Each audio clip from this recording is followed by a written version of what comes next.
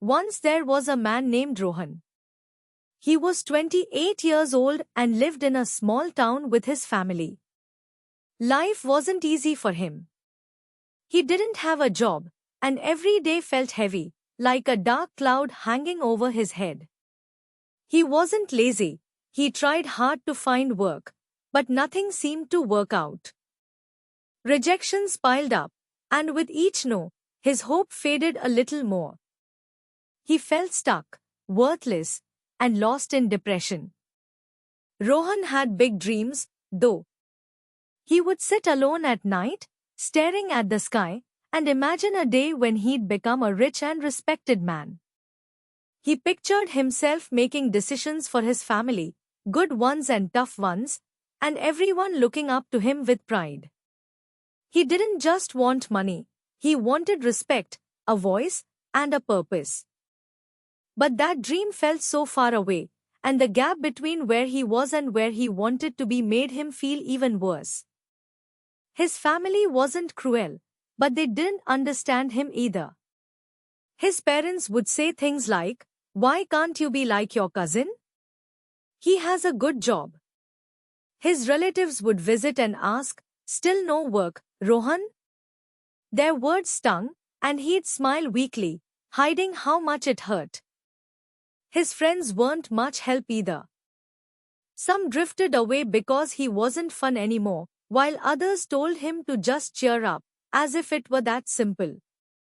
One day, Rohan hit his lowest point.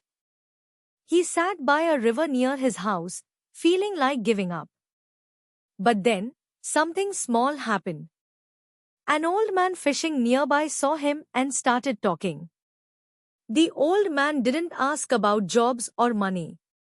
He just shared stories about his own struggles, how he'd lost everything once but kept going.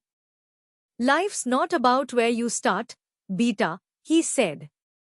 "It's about what you learn on the way."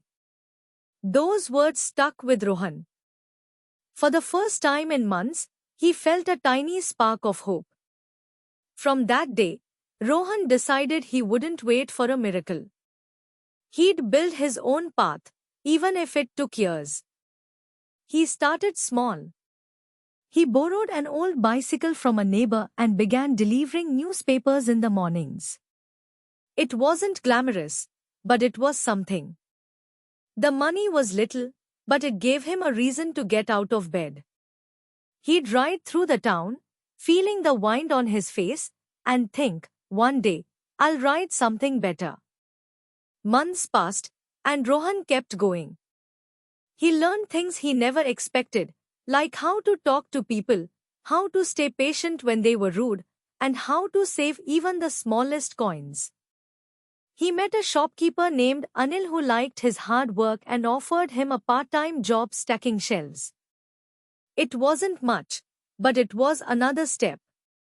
Anil became a friend, someone who didn't judge him. "You've got fire in you," Anil would say. "Don't let it die." But life wasn't always kind. There were days when depression crept back. He'd see his old school friends driving cars or posting about their fancy jobs online, and he'd feel like a failure again. One evening, after a long day, he sat with his sister, Priya, and poured his heart out. She listened quietly, then said, "Bhai, you're not failing. You're fighting. That's more than some people ever do." Her words were simple, but they pulled him back from the edge. Years went by, and Rohan kept learning.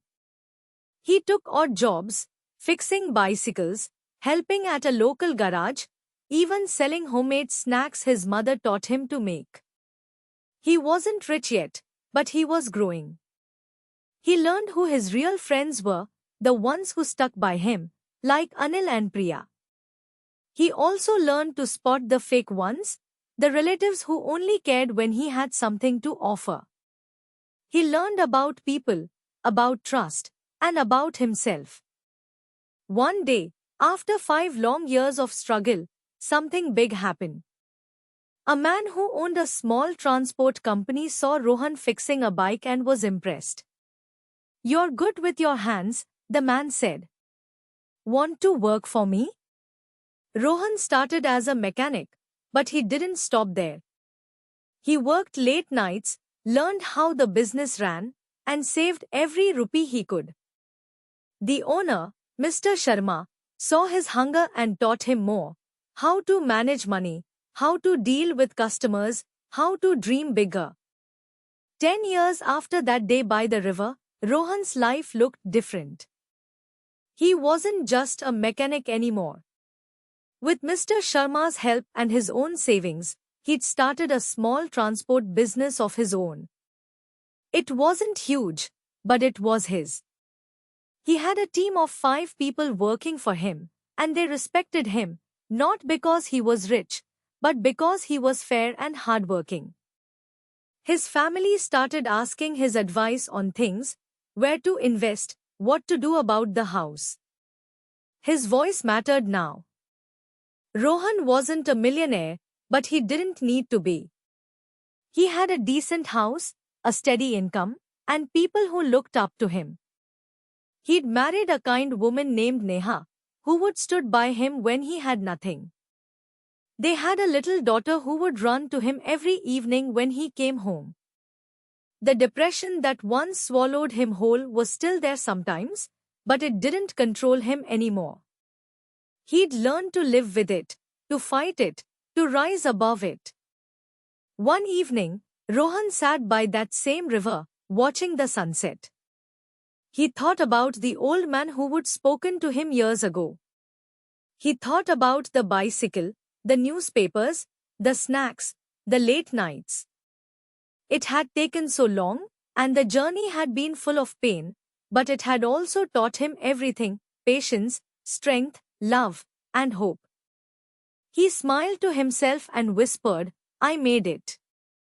And in his heart, he knew he wasn't just a rich man in money. He was rich in life.